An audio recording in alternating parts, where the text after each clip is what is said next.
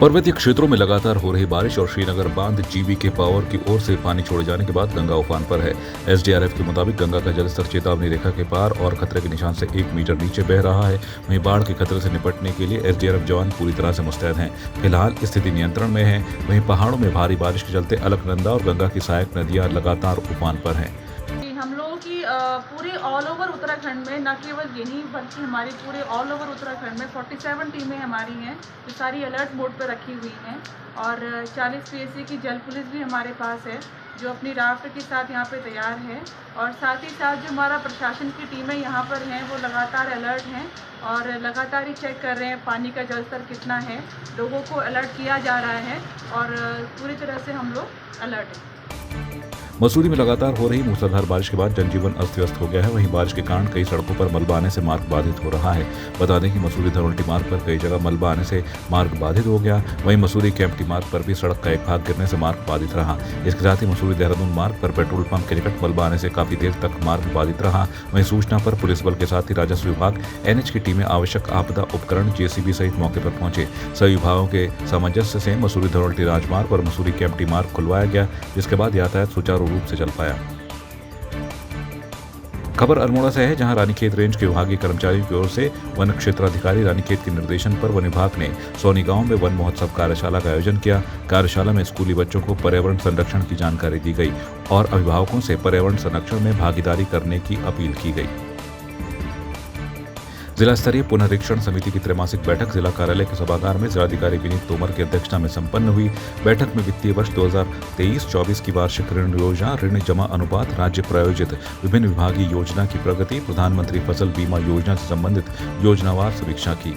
बैठक में जिलाधिकारी ने प्रबंधक एसबीआई अल्मोड़ा को जागेश्वर मंदिर के आसपास एटीएम लगाने के निर्देश भी दिए। चमोली के विकासखंड पोखरी के सेरा मालकोटी के ग्रामीणों ने उप जिलाधिकारी संतोष पांडे को ज्ञापन सौंपा।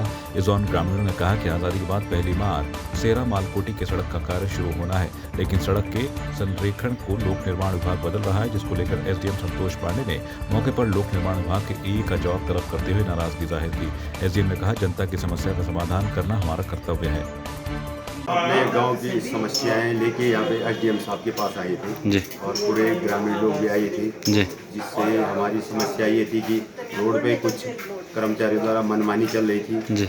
और उस मुद्दा को लेके यहाँ पे एसडीएम साहब के पास गए। उन्होंने हमें सुझाव दिया कि रोड सही अलाइनमेंट पे और सेरा होते हुए ये जूनियर स्कूल होते हुए जाएगी और पूरी सुख सुविधा मिलेगी। हम उनका आभार व्यक्त करते हैं, एसडीएम साहब जी का धन्यवाद करते हैं। हम इस संदर्भ में आए थे आज यहाँ तहसील में एसडीएम साहब के पास, ताकि पोखरी ब्लॉक में हमारा काफ़ी दुर्गम क्षेत्र है जी। सेरा मालकोटी और कुमेडांग, तो हालांकि यहाँ रोड की सर्वे हुई थी, स्वीकृति इसको 2018 में मिली थी और 2018 वाली स्वीकृति मिलने पर ना तो उस रोड पर रोड गई और अभी हालांकि पीडब्ल्यूडी पोखरी की तरफ से उसमें कार्रवाई हुई और पिलर भी जो है गलत दिशाओं में जो गांव को टच नहीं कर रही थी। इस संबंध में आए थे हम एसडीएम साहब के पास और एसडीएम साहब ने हमारे को आश्वासन दिया कि गांव को जहाँ मतलब जूनियर स्कूल से होते हुए गांव को टच होते हुए मालकोटी की तरफ जाएगी। टिहरी की प्रताप नगर के विधायक विक्रम सिंह नेगी ने दिवंगत अंकिता भंडारी के माता पिता के लिए मदद को हाथ आगे बढ़ाए हैं। उन्होंने उन्हें कानूनी लड़ाई के लिए अंकिता के परिजनों को 1,11,000 रुपए की आर्थिक मदद की है।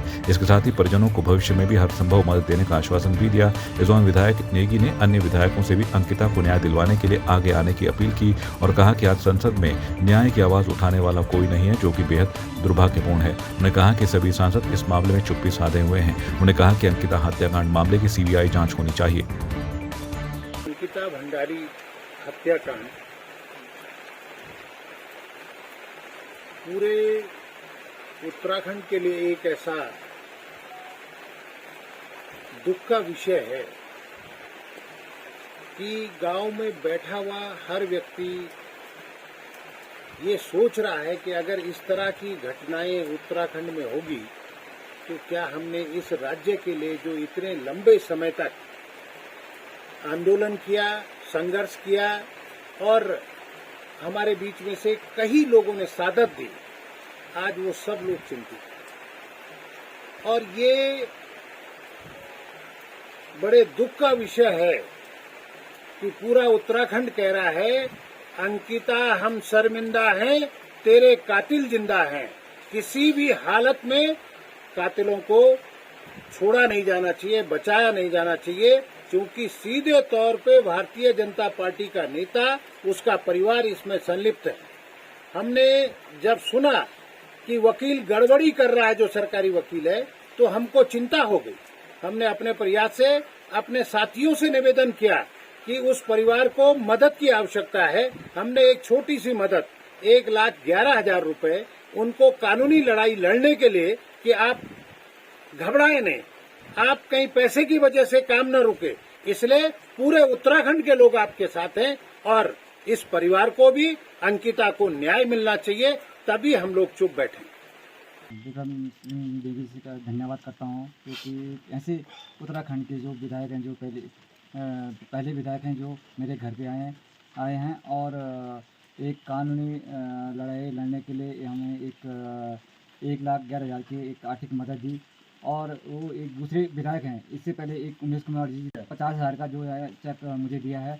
और विक्रम सिंह नेगी जी जो दूसरे विधायक हैं, जो हमारे घर पे आए और आर्थिक मदद के तौर पर एक कानूनी लड़ाई के लिए उन्होंने 1,11,000 की धनराशि हमें दी गई है। देखिए, जिस तरह से मैं तो बड़ा भाई कहूँगा नेगी जी को, कि मेरे से उम्र में बड़े हैं, और मुझे तो बहुत ज़्यादा खुशी है कि ये पहले पहाड़ी विधायक हैं इस प्रदेश के जिनके दिल में दर्द वाकई है। इस बारिश में कोई घर से बाहर निकलने को तैयार नहीं है और इतने खराब रास्ते में ये नीचे आए। और जैसे भाई साहब बता रहे थे कि कमर में इनकी कई एक्सीडेंट हुए हैं पुराने, और मतलब पैदल ज़्यादा नहीं चल सकते, रोड पड़ी है, रोड पड़ी हुई है, खतरा है, अगर थोड़ा सा फिसल जाए तो फिर दोबारा खड़े भी नहीं हो पाएंगे। ऐसी स्थितियों में हिम्मत करके ये यहाँ आए, तो मैं तो बिल्कुल इनका मुरीद हो गया हूँ। मैंने इस तरह का विधायक देखा नहीं। हल्द्वानी में बहुचर्चित व्यापारी अंकित चौहान हत्याकांड के मामले का पुलिस ने खुलासा कर दिया है। एसएसपी नैनीताल पंकज भट्ट ने पूरे मामले का खुलासा करते हुए बताया कि राज्य के अंदर पहला इस तरह का मर्डर केस है जिसमें सांप से कटवाकर किसी की हत्या करवाई गई है। इस हत्याकांड में एक महिला समेत 5 लोग शामिल हैं। महिला का नाम डॉली उर्फ माही है, जिसने पूरे हत्याकांड की साजिश रची थी और मृतक अंकित के पैर में सांप से कटवाकर हत्या को अंजाम दिया गया, जिसमें एक सपेरे का इस्तेमाल किया गया जो अपने साथ सांप लेकर आया और अंकित के पैर में सांप से कटवाया। पुलिस सपेरे रामनाथ को गिरफ्तार कर लिया। फिलहाल माही समेत 4 लोग फरार चल रहे हैं, जिनकी धरपकड़ के लिए पुलिस दबिश दे रही है। निश्चित रूप से ये एक बड़ा अज्ञात सा केस था, जिस पे जो है पुलिस द्वारा बहुत मेहनत से कार्य किया गया। 15 तारीख को 3 पानी के पास एक कार में पिछली सीट पे एक डेड बॉडी मिली। उसमें कोई चोट के निशान नहीं थे और कोई भी ऐसा साक्ष्य नहीं मिल रहा था। इसका जब मालूम किया तो अंकित चौहान ये युवक का नाम पता चला और इसके आपका पैनल से इसका पोस्टमार्टम करवाया गया। इसमें कुछ चीज़ें सस्पिशियस लग रही थी, क्योंकि एक तो पिछली सीट पे डेड बॉडी मिली थी, लेकिन जब पोस्टमार्टम रिपोर्ट आई तो उसमें क्योंकि उसके दोनों पैरों में आपका छोटा सा एक निशान था जो सांप से काटे जाने की उम्मीद डॉक्टरों द्वारा इसमें परिलक्षित की गई। उसके आधार पर पुलिस ने 4 टीमें पूर्व में बनाई थी, जिसमें सीसीटीवी का अवलोकन किया जा रहा था। सीसीटीवी के अवलोकन से कई सस्पिशियस चीज़ें आई कि एक जहाँ पे घटना स्थल है उसके पास में एक कार 2.5 मिनट तक आकर के रुकी और उसके बाद वो आगे मूव की। तो उस कार का पीछा करके पुलिस ने जो है एक रूट मैप तैयार किया, जो देखा गया कि एक आपका गोरा पड़ाव से एक गाड़ी चलती है और वो पहले भुजिया घाट की ओर जाती है और भुजिया घाट से आकर के यहाँ पहुँचती है। तो पुलिस का शक थोड़ा गहराया। इसको देख के 4 हमारी और टीमें बनाई गई, जिसमें सर्विलांस की टीम भी लगाई गई। रात को उनके कॉल डिटेल्स की चेकिंग की गई। इसमें एक महिला पे शक व्यक्त किया गया था, वो माही करके, उसका पूरा नाम माही उर्फ डॉली है। पुलिस द्वारा जब उसकी कॉल डिटेल चेक की गई तो उसमें एक नया नंबर निकल के आया जो रमेश नाथ का था और वो एक सपेरा है।